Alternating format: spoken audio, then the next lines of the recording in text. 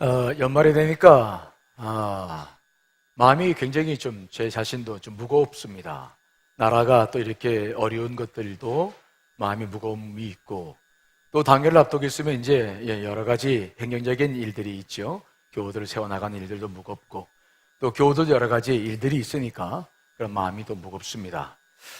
또 연말이 되면은 정말 전국의 많은 교회들이 문자를 보내고 메일을 보내고 편지를 보내서 도와달라고 하는 분들도 참 많이 있습니다. 그 사연들을 쭉 보면은 정말 가슴 아픈 사연들 많죠.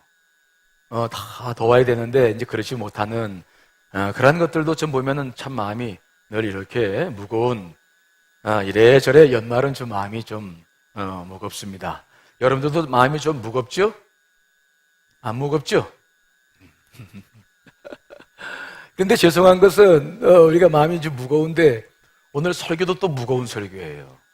뭐 목사님 언제 무거운 가벼운 설교했습니까? 그러신 분이 계실지 모르겠지만은 요즘 마음이 무거워가지고 주님께 기도했죠. 주님 좀 말씀을 좀 이렇게 희망을 주고 좀 이렇게 격려가 되고 위로가 되는 말씀이었으면 좋겠습니다. 그리고 여러 차례 기도를 드렸는데 주님께서 제게 그런 마음을 주시는 거예요.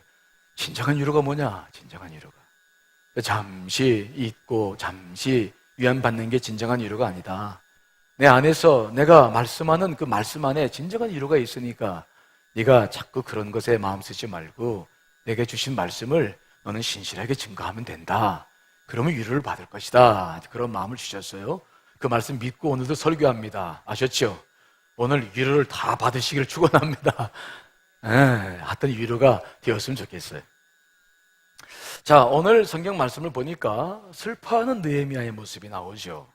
그는 페르시아 제국의 비서실장, 그러니까 우리나라만 해도 뭐 비서실장만 돼도 권력의 실사라고 하는데, 그러니 얼마나 많은 것을 누리고 있었겠어요.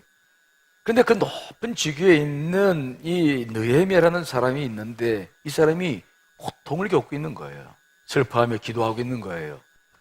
자, 4절에 있는 말씀이죠. 한번 읽어보겠습니다. 시작. 내가 이 말을 듣고 앉아서 울고 수일 동안 슬퍼하며 하늘의 하나님 앞에 금식하며 기도하여, 슬픔 속에서 막 금식하며 기도합니다. 세상의 권력들을 다 가지고 누리고 있는 사람인데 마음이 아픈 거예요. 그가 왜 이렇게 슬퍼하냐면 자기 조국 때문에 그래요. 자기 조국은 이미 150년 전에 무너졌어요. 남유다였죠. 그래서 다니엘이, 여러분 다니엘 기도가 기억나시죠? 다니엘이 70년 포로 생활 마칠 때까지 다니엘이 기도하며, 그래서 하나님께 간구해서 민족이 이제 해방을 이루었고, 그래서 스룹바벨이 약 5만 명의 이스라엘 백성을 데리고 가서 예루살렘 성전을 건축하고 성을 이제 회복시키는 일을 해왔는데, 그것이 여의치 않아서 2차로는 학사 에스라가 1800명의 인원을 데려가서 말씀 부흥 운동을 예루살렘에서 일으켰어요. 그것이 80년이라는 긴 세월이었어요. 하지만 성전만 세워지면 다 될 줄 알았는데 변한 게 없었어요. 이스라엘은 여전히 환난 중에 있었습니다. 고난 중에 있었어요. 이스라엘 백성들은 계속 죄를 짓고 살았어요. 이제 이 느헤미야 동생 하나니야가 그 예루살렘을 갔다가 돌아와서 그런 이야기를 하는 거예요.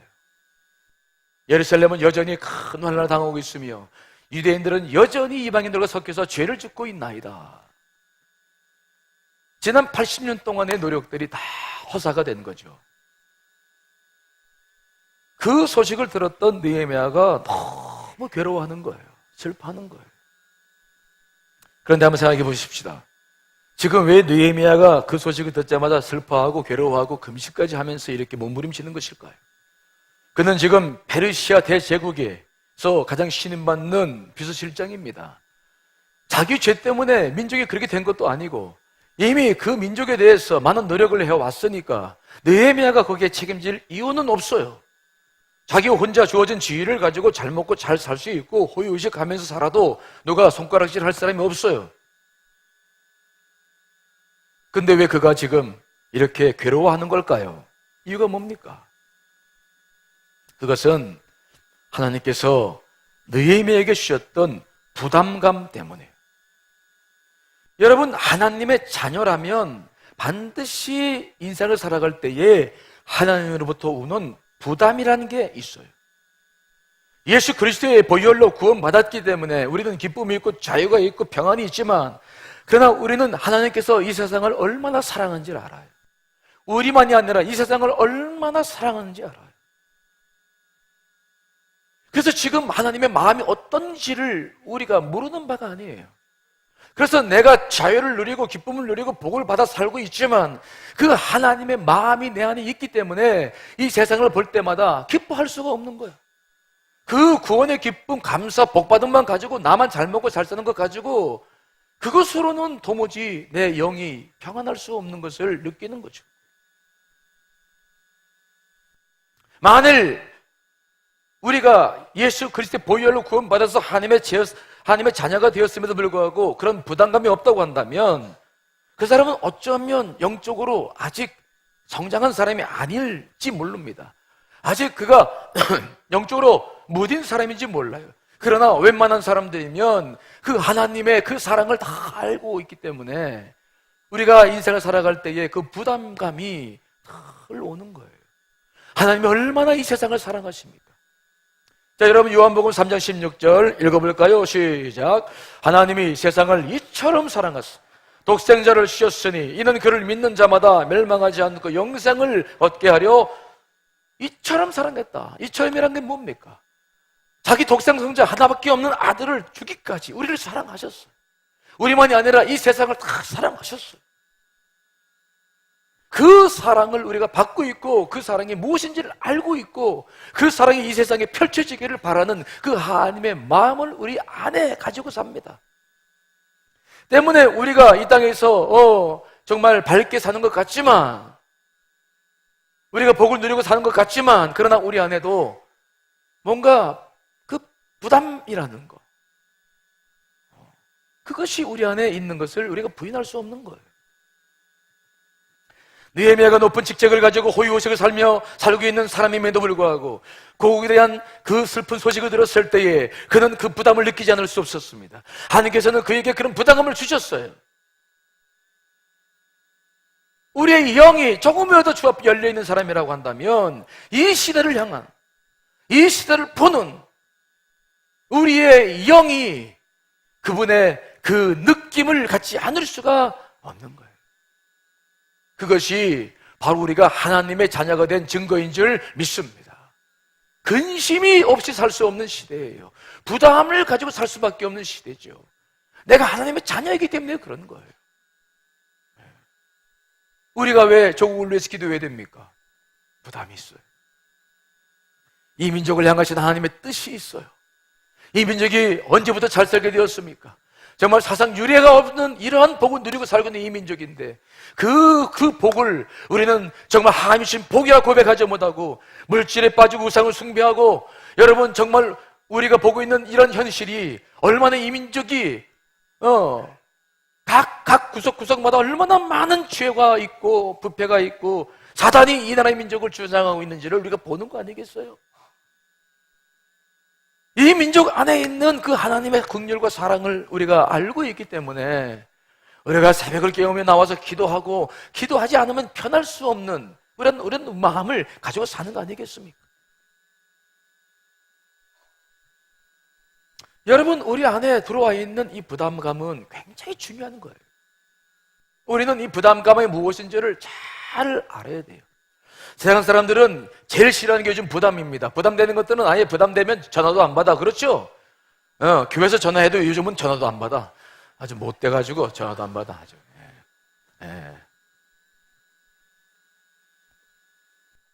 세상 사람들은 부담되면 아예 그냥, 근데 우리는 그렇지 않아요. 그럴 수 없어요. 왜 그러냐? 이 부담이라는 것 속에 정말 의미하는 영적인 굉장히 중요한 진리가 이 속에 들어있기 때문에 그래요. 무엇입니까? 부담이라는 게. 여러분, 이 부담이라는 감정은 굉장히 중요한데 내 안에서 일어나고 있는 단순한 느낌이 아니에요. 이 부담감은 우리 안에 성령님과 깊은 관계가 된 감정입니다. 우리가 잘 알다시피 성령께서는 우리 안에 계셔서 우리가 하나님의 뜻대로 살도록 우리를 인도해 가십니다. 우리는 그분의 음성을 듣고 순종하며 살아가야 합니다. 만일 우리가 주의 음성을 듣지 못하고 우리가 주님의 뜻임에도 불구하고 이것을 거역하거나 그 말씀대로 살려고 하지 않을 때에는 우리 안에서 불협화음이 생깁니다. 갈등이 생겨요. 그래서 그 갈등의 느낌 가운데 하나가 거룩한 부담감으로 느껴지는 거예요. 자, 여러분 사도 바울의 고백을 볼까요? 로마서 7장 22절 24절 읽습니다. 시작. 내 지체 속에서 한 다른 법이 내 마음에 복과 싸워 내 지체 속에 있는 죄의 법으로 나를 사로잡는 것을 보는도다. 오라, 나는 곤고한 사람이로다. 이 사망의 몸에서 누가 나를 건져내랴. 사도 바울 안에 두 개의 법이 싸우고 있어요. 속사람으로는 하나님의 법을 즐거워해. 그렇게 살아야 돼. 성령의 음성이 있어요. 그렇게 살아야 되는 거예요. 그런데 겉사람은 그것을 못 받아들이겠어. 왜? 내 겉사람은 이미 세상의 쾌락에 물들여 있고 내 편한 대로 살고 싶어. 내 중심대로 살고 싶어. 그게 내 육이고 내 혼이에요. 내 생각이에요. 그래서 이 둘이 싸우다 보니까 이 속에서 탄식이 나오는 거야. 오라, 나는 곤고한 사람이로다. 이 사망의 몸에서 누가 나를 건져내겠는가? 사도 바울이 말한 이것은 바로 그 부담의 표현인 거예요. 여러분, 십자가 보혈로 구원받은 우리 안에는 영이 있으면 영이 살아났습니다. 사도 바울은 이것을 속삭임이라고 표현하고 있습니다. 이것을 주님의 뜻을 분별하고 그때대로 살려고 애를 쓰는 한과 교제를 해나가는 통로예요. 이 영을 통해서 성령께서 말씀하십니다. 우리는 이것을 알고 있어요. 그런데 우리의 육은, 우리의 혼, 우리의 이성과 정신과 의지는 이미 세상에 길들여져 있고 내 중심 속에 그냥 살고 싶은 대로 살고 싶은 거야. 그래서 영으로 말씀이 들려와도 이것을 기쁘게 내가 못 받아들여요. 그래서 내 안에서 늘 이런 갈등이 있는 거야. 이런 부딪힘이 있는 거예요. 그래서 우리 안에 그것이 표현은 안 되지만 늘 마음이 그것 때문에 거룩한 부담감이지만 늘 마음의 한쪽에는 무거워.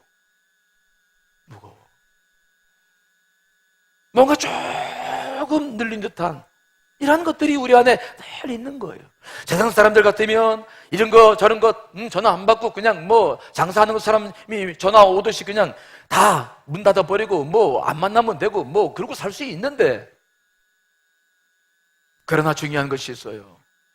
그 부담 안에 하나님의 뜻도 들어있고 그 안에 우리가 순종해야 될 그런 음성도 들어있고 그것을 통해서 인생이 펼쳐져야만이 주님과의 교제 속에서 모든 것이 펼쳐지기 때문에, 여러분 그 속에서 주의 음성을 들어야 되기 때문에 그 부담은 굉장히 중요한 감정이라는 것을 잊어서는 안 돼요.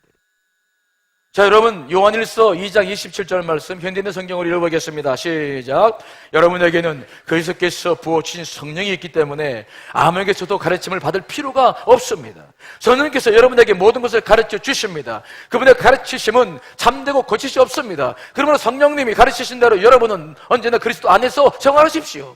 우리가 다른 데 들을 필요가 없는 거예요. 우리 안에 성령께서 내가 필요한 길을 말씀하시고 달려갈 길을 말씀하시고 해야 할 일이 무엇인지를 말씀하시고 내가 인생을 풀어나갈 길도 거기에 있는지 분명히 믿습니다. 내가 판단하기 전에 그분이 말씀하시는 거예요. 그 성령님께서 내 안에서 말씀하시는 거예요. 그래서 이것이 굉장히 중요한 거예요. 그 속에 내가 해야 할 일과 걸어가야 될 길이 있는 거예요. 인생이 정말 우리가 걸어가야 될 길이 그 속에 있는 거예요. 자, 고린도전서 2장 11절 말씀 읽어보겠습니다. 시작. 사람의 일을 사람의 속에 있는 영 외에 누가 알리요? 이와 같이 하나님의 일도 하나님의 영 외에는 아무것도 알지 못한다. 우리가 걸어가야 될 길과 행할 일들은 우리 겉사람이 알지 못합니다. 우리의 생각과 이성이 알지 못해요. 감정이 모릅니다. 우리의 영, 속사람이 아는 것인데 그 속사람이 말씀을 하실 때에 그것을 들어야 되는데 안 들으니까 부담으로 쭉 들어가는 거예요. 때문에 그 부담이라고 하는 내가 느껴지는 영적인 거룩한 부담 안에는 우리가 풀어가야 할 숙제, 내 인생을 풀어나가야 될 많은 보화 같은 것들이 이 속에 담겨 있음을 믿으시기를 간절히 축원합니다. 그래서 이 부담이라고 하는 것은 우리를 살게 하는 힘이에요. 세상적으로가 아니라 주님의 뜻대로 살아가게 하는 힘이고 하나님을 경험하는 능력이 여속에 있고 바로 내가 삶의 보람과 의미를 찾을 수 있는데도 여기에 있는 거예요. 그러므로 부담되는 것을 회피하려고 하지 말고 그것을 품고 나가는 것이 우리 그리스도인의 삶이라는 사실을 믿으시기를 간절히 축원합니다. 만일 그 부담감을 그래서 거절한다면, 계속 도망친다면 어떻게 될까요?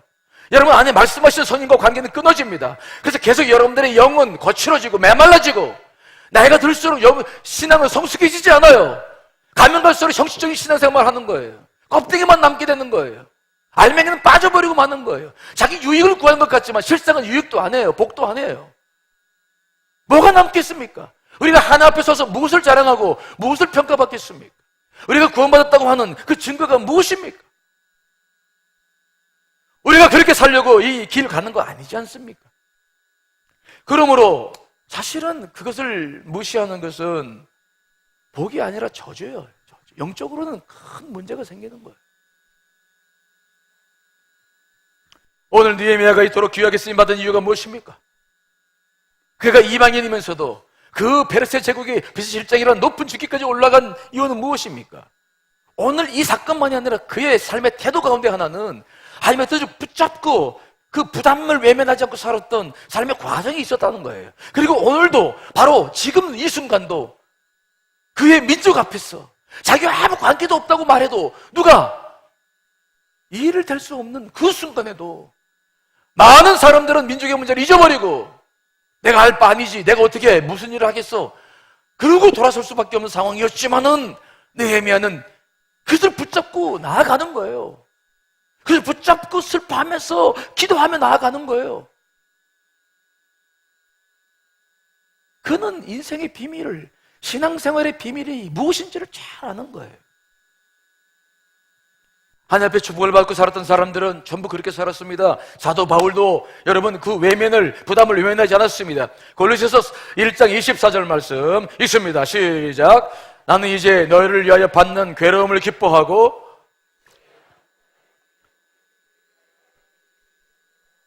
너희를 위한 것이다. 골로새 교회를 향한 말씀이에요. 교회가 얼마나 복잡합니까?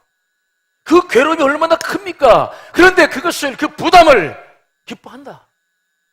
그 속에 하나님의 뜻이 있고 자기의 삶을 살아가야 될 이유가 있는 거예요. 그 속에서부터 자기의 삶을 시작하는 거예요. 하나님의 자녀들에게는 늘 하나님의 주신 부담감이 있어요. 중요한 것은 이것을 어떻게 다루느냐, 이것이 신앙의 내용과 삶의 질을 결정한다는 사실을 잊지 않으시기를 간절히 축원합니다. 그 부담감을 분별해서 그 성령께서 주시는 것이라고 한다면 품고 그 속에서부터 삶을 살아나가는 방향을 잡으셔야 돼요. 다른 사람들의 말과 내 생각과 상황을 판단하는 것보다 내 안에 역사하신 성령님, 내 안에서 말씀하신 하나님, 그것이 그 부담감 안에 있기 때문에 그것 속에서 우리가 삶을 살아날 수 있는 거예요. 특별히 지금까지 저는 오늘 이 설교를 준비하면서 하나님께 기도했습니다. 특별히 오늘 말씀을 드려야 될 분 가운데 어떤 분들이 필요하냐? 정말 지금까지 삶을 살았는데 삶의 만족을 못 하시는 분들, 내 삶의 반전이 필요하신 분들, 뭔가 내 삶을 역전을 좀 시켜보고 싶다는, 좀 새로운 삶을 살고 싶다고 하는 사람들이 계시다고 한다면은 오늘 이 말씀에 순종하시기를 간절히 축원합니다. 다른 것에 있지 않아요. 이미 하나님은 말씀하고 계시고 여러분들에게 제시하고 계시고 그것이 여러분 안에 부담으로 와 있는 거예요. 그 속에 내가 달려가야 할 길과 목표와 해야 할 일들이 다 숨어 있는 거예요.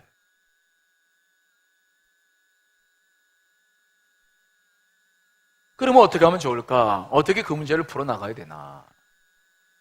오늘 느헤미야를 보니까 제일 먼저 한 것이 바로 뭐냐면 기도하는 거예요. 따라합시다. 기도부터 시작하라. 부담이 밀려왔을 때 그냥 스스로 판단해서 문 닫고 아니면 열고 이것을 내가 결정하는 게 아니라 기도부터 시작하는 거예요. 왜? 그 부담감을 누가 주신 겁니까? 누가 주셨어요? 하나님이 주신 거거든. 선생님께서 주신 거거든. 그러니 그 주신 분과 함께 풀어나가야지. 왜 이걸 주셨는지, 이것이 무엇인지 이것을 그분과 함께 풀어나가는 게 정상이 아니겠습니까? 그것이 우리 믿는 사람들이 해야 할 일이 아니겠습니까? 자, 시편 55편 22절 읽어봅니다. 시작. 내 짐을 여호와께 맡기라. 그가 너를 붙드시고 의인의 요동함을 영원히 허락하지 아니하시리로다. 요동함을 우리가 요동하지 않도록 하시겠다. 그것을 맡겨라. 그것을 주셨으니 이것이 무엇인지를 주 앞에 내어놓고 기도하기 시작해야 되는 거예요. 그런데 오늘 보니까 느헤미야는 금식까지 합니다. 이것은 무슨 말씀입니까? 이 부담감이라는 게 기도하면 풀려지고 방법을 찾기 시작하는데 이 부담이 깊어지면은 기도해가지고 안 되는 경우가 있어요. 더 깊은 기도가 필요한 것이 있습니다. 그때 우리가 해야 할 일이 바로 뭐냐면 금식이에요. 우리가 이 부담감을 가질 때에 기도해도 풀어지지 않는 건 두 가지입니다. 하나는 하나님의 뜻을 찾지 못했거나 두 번째로는 내 욕심이 내려지지 않는 거예요. 그러면 이 부담감은 길어지는데 이것이 길어지게 되면 영적 침체에 빠집니다. 저를 보십시오. 저를 보세요. 이것이 길어지거나 해결이 안 되면 뭐에 빠진다고요? 주님과 거리가 멀어지고 교회 나오고 싶지 않아요. 예배 드리고 싶지도 않고 기도하고 싶지도 않아요. 말씀 들어도 아무런 감흥이 없어요. 그냥 졸고 싶어. 졸고 싶어. 굉장히 중요한 문제가 생기는 거예요. 그때 우리가 해야 할 일이 뭐냐? 육을 죽여야 돼. 따라합시다. 육을 죽여라. 내가 부담감이 와서 이걸 해결하려고 하는데도 이게 해결이 안 된다고 했을 때는 아직 내 욕심이 내려가지 않는 거야. 하나님 분별되지 않는 거죠. 그러기 위해서 가장 먼저 해야 하는 건 육욕을 죽여버려야 돼요. 욕심 때문에 이게 분별이 안 되는 거야. 이게 분명하게 보이질 않는 거예요. 근데 금식을 하기 시작하면서 육을 죽이기 시작하면 영이 분명해져요. 또렷해져. 이게 무엇인지가 정확하게 보이기 시작해요. 그리고 내 자신 스스로가 욕심이 유격이 빠져나가요. 느헤미야가 금식했다고 하는 것은 그만큼 그 부담감이 힘들었다는 거야. 생각해 보세요. 그가 그 가지고 있는 높은 지위가 있었는데 내가 갑자기 그 모든 것을 내려놓고 그래 예루살렘에 가서 성벽을 짓고 가서 남은 생애를 그렇게 고생을 하면서 살고 싶은 마음이 쉽게 결심이 쓸까요? 느헤미야는 4개월 동안 기도하기 시작했는데 금식하며 그 부담감을 가지고 나가는 거예요. 그러나 중요한 것은 그렇게 나갈 때, 금식하며 나갈 때에 모든 상황이 풀어집니다. 금식이라고 하는 것은 왜 중요하냐면 여러분, 금식은 내 생명을 드리는 거 아닙니까? 먹어야 내가 사는데 안 먹으니까 생명을 드리는 건데, 그러면 누가 제일 먼저 관심을 갖냐면 하나님이 나를 사랑하시고 나를 만드셨습니다. 나를 사랑하셔서 십자가 보혈로 나를 구원해 주셨습니다. 여러분이 하나님 생각하는 것보다 하나님이 여러분을 더 사랑하십니다. 정말 사랑하십니다. 그래서 제가 금식을 해보면 금방 표시가 나요. 내 생명을 그분이 얼마나 사랑하시는지 표시가 난다고. 금방 드러나요, 그게.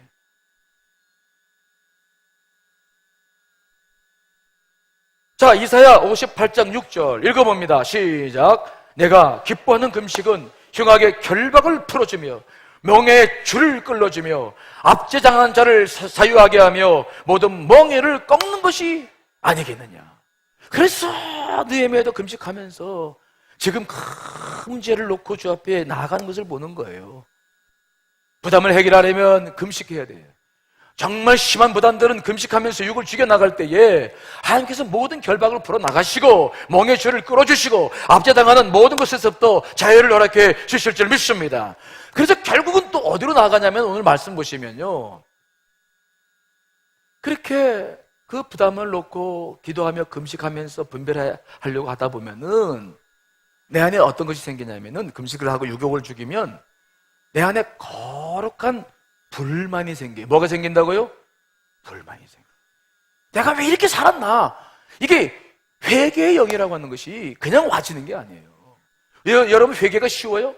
회개하라고 그러고 하지만 그냥 입으로만 잘못했습니다. 영이 터지지가 않아. 그런데 금식을 하면서 주 앞에 나가기 시작하면 정말 그 성령님의 음성을 들을 수 있죠. 자, 로마서 8장 26절 읽습니다. 시작. 이와 같이 성령도 우리의 연약함을 도우시나니 우리는 마땅히 기도할 바를 알지 못하나 오직 성령이 말할 수 없는 탄식으로 우리를 위하여 친히 간구하시. 친히 성령님께서 말씀하셨는데 못 들었던 것을 금식하며 나아갈 때마다 이것이 들려요. 이것이 그분의 음성, 탄식, 거룩한 불만. 그래서 내가 토설하지 않으면 안 되는. 그래서 사실은 그 회개의 영이 부어져서 나도 모르게 되어져 가는 거예요. 오늘 느헤미야도 그런 과정을 거쳐서 이제 회개하는 것을 보는데 5절로 7절 말씀 읽어보겠습니다. 시작. 하나님이여 저를 사랑하고 주의 계명을 지키는 자에게 언약을 지키시며 긍휼을 베푸시는 주여 간구하나이다. 이제 종이 주의 종들인 이스라엘 자손을 위하여 주여로 기도하오며 우리 이스라엘 자손이 주께 범죄한 죄를 자복하오니 주는 귀를 기울이시며 눈을 여시사 종의 기도를 들으시옵소서. 나와 내 아버지의 집이 범죄하여 주를 향하여 크게 악을 행하여 주께 주의 종 모세에게 명령하신 계명과 율례와 규례를 지키지 아니하였나이다. 그는 지금 자기의 민족 전체의 죄까지 다 마치 자기의 죄처럼 회개하며 주 앞에 나아가는 모습을 보는 거예요. 회개 영이 임하는 거예요. 이게 그래서 가능한 거예요. 금식하며 온전히 나아갈 때에 회개의 영이 터져서 회개를 해 들어가는 겁니다. 그렇게 해 들어갔을 때에 마지막 기도의 결론 부분으로 도달하게 되죠. 그게 뭡니까? 부담 속에 있었던 하나님의 뜻이 발견되는 거예요. 내가 그렇게 부담스러웠던 그 문제 속에 있었던 내가 행해야 될 길, 내가 달려나가야 될 비전, 이것이 무엇인지가 이제 드러나는 거예요. 자, 11절 말씀 볼까요? 11절 읽습니다. 시작. 여호와여 이 종의 기도와 주의 이름을 높이고자 하는 종들의 기도를 들으소서. 이제 주께서 이 종을 도우셔서 황제의 은혜를 입게 하옵소서. 그 당시 나는 황제에게 수를 따르는 관리였다. 무슨 말입니까? 드디어 그는 비전을 발견하는 거예요. 아, 예루살렘에 돌아가서 성벽을 재건해야 되겠다.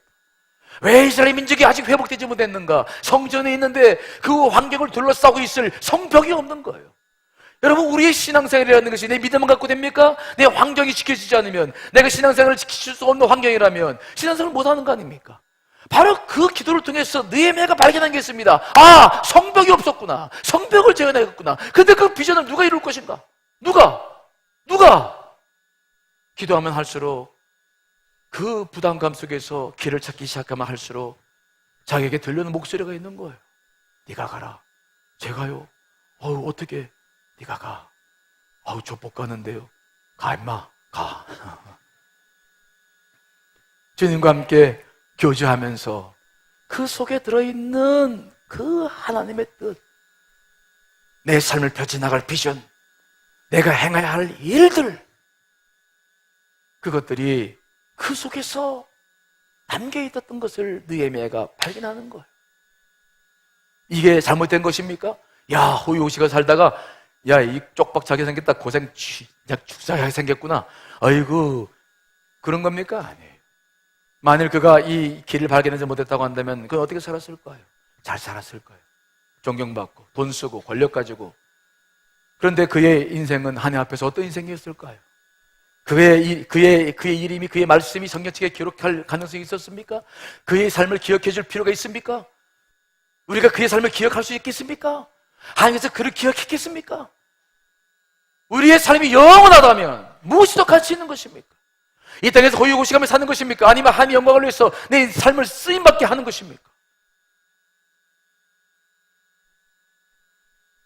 느헤미야는 그래서 숭고한 자신의 삶을 다시 살아갈 수 있는 비전과 소명을 그 속에서 발견하고 있는 것을 우리가 보는 거예요.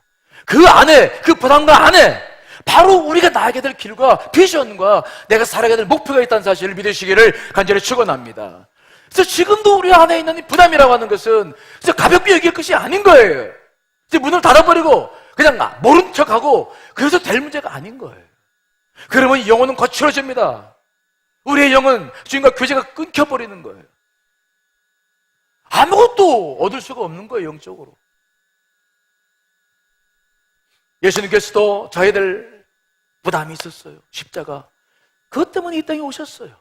하지만 마지막 시간이 되면서부터 그분이 그게 부담스러웠어. 그게 너무 부담스러웠어. 그래서 사실 그거 지고 싶지 않았어요. 인간의 육신의 몸을 입고 오셨어. 그래서 마지막 겟세마네 동산에서 뭐라고 기도하셨습니까? 아버지요, 할만하시던 이 잔을 내게서 뭐 해달라고요? 옮겨달라고. 부담되는 거야, 이거. 그런데 예수님께서 그 십자가를 지실 수 있었던 가장 놀라운 일은 무엇입니까? 그 부담을 그냥 외면한 게 아니에요. 나 모르겠다고 한 게 아니에요. 그 부담을 품고 정말 땀방울이 핏방울이 되도록 기도하시면서 그 안에서부터 하나님의 뜻을 발견하신 줄 분명히 믿습니다. 그래서 뭐라고 기도합니까? 아버지요, 아버지요, 만일 내가 마시지 않고는 이 잔이 내게서 지나갈 수 없거든 아버지의 원대로 되기를 원하나이다.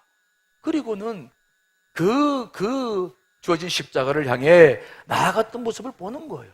그 속에서부터 우리가 은혜를 입었고, 그 속에서부터 우리 예수님께서 부활의 주가 되셨고, 하늘 보좌 우편에 앉아 계셔서 하나님의 놀라운 사랑을 받는 모든 이름이 그분의 이름 앞에 무릎을 꿇는 놀라운 역사와 은혜를 경험하시고 있는 줄 분명히 믿습니다. 그분께서 우리에게 지금 뭐라고 말씀하셨어요? 뭐라고 말씀하십니까? 누구든지 나를 따라오려거든 자기를 부인하고, 죽고 싶지 않은 그 부담, 십자가, 자기를 부인하고 자기 십자가를 지고 나를 따라야 된다. 우리가 진정으로 고통을 극복하는 길은 그 고통의 길을 외면하는 거 아니에요. 그건 세상 사람들이 하는 거예요. 진정한 위로가 없어요. 도망 다니다 보면은 무엇이 남습니까? 술로 살고 세상 쾌락을 추구하고 살고, 그러고 살다 보면은 그냥 모든 것이 다 잘 됩니까? 어제 신문을 보니까 보니까 우리나라 사람들이 술 소비량이 급증해서 얼마나 많은 사람들이 술로 이 어두운 시대를 살려고 몸부림치는지 그걸 보면서 마음이 깊이 아팠어요. 최근에 나온 책 가운데 낯선이와 느린 춤이라는 책이 있어요. 치매 남편을 20년간 감동해온 여인의 실화였어요. 이 저자는 미국에서 앵커를 출신인 아내인데 오랜 감병 과정을 치밀하게 기록을 하고 있어요. 자기 남편은 실력이 있는 의사였는데 50대 후반부터 기억과 언어 능력을 상실하고 식무일간으로 변해가는 거죠.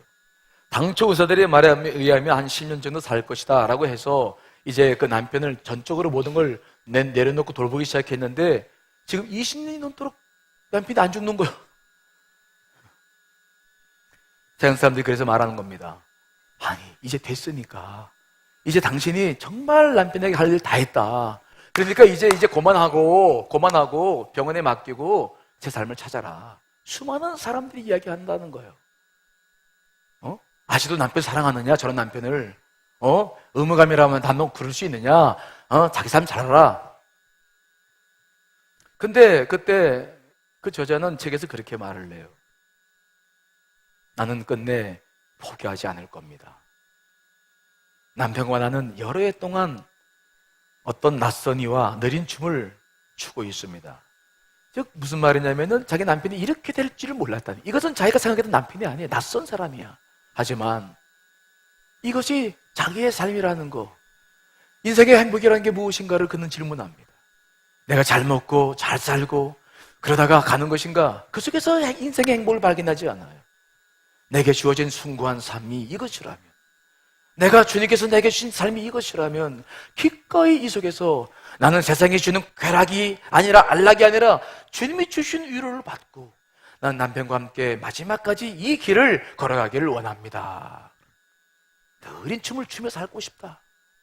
인생의 복이라는 게 무엇인가? 여러분, 우리는 지금 국가적으로도 상상할 수 없는 낯선 사건을 만나고 있습니다. 어떻게 될지 몰라요. 하지만 우리가 우리 조국을 버릴 수 있습니까? 아니에요. 조국이 있어야 됩니다. 정말 조국이 없으면 너무 비참합니다. 여러분, 우리는 그런 시절을 겪어왔어요. 6.25가 그랬고 일제시대가 그랬습니다. 제가 미국에 살아보니까 국가라는 게 얼마나 중요한지 몰라요. 버릴 수 없어. 이 시대에 우리가 해야 될 게 뭡니까? 우리는 그래도 이 국가를 붙잡고 정말 이 국가를 붙잡고 기도하며 하나님의 뜻을 구하며 나아가야 될 줄 믿습니다. 이 나라만이 아닙니다. 우리 개인적으로 겪는 많은 부담들이 있습니다. 하나님 때문에 겪는 부담들이 있습니다. 여러분, 이것들 속에 내 행복이 있고 주의 길이 있음을 믿으시기를 간절히 축원합니다. 그게 내 길입니다. 그 속에 하나님의 놀라운 역사가 있어요. 그 속에서 내가 진정으로 복을 누릴 수 있는 길이 있어요. 그 속에 우리 주님은 기다리고 계십니다.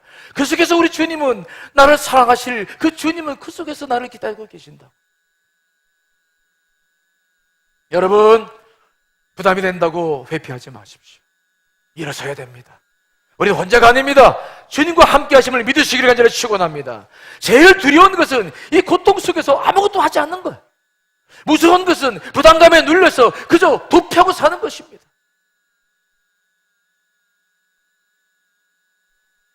만일 그렇지 않고 어느 느헤미야처럼 이것을 품고 시작한다면 그 속에서부터 우리는 놀라운 은혜와 축복을 경험하시게 될 줄 믿습니다. 그게 우리가 살아가야 될 인생의 몫이죠. 여러분 안에 있는 부담감은 소중한 거예요. 그 안에서 주의 음성을 듣고 그분을 향해 나아가는 좋은 기회가 되시기를 간절히 축원합니다. 다 같이 기도하시겠습니다.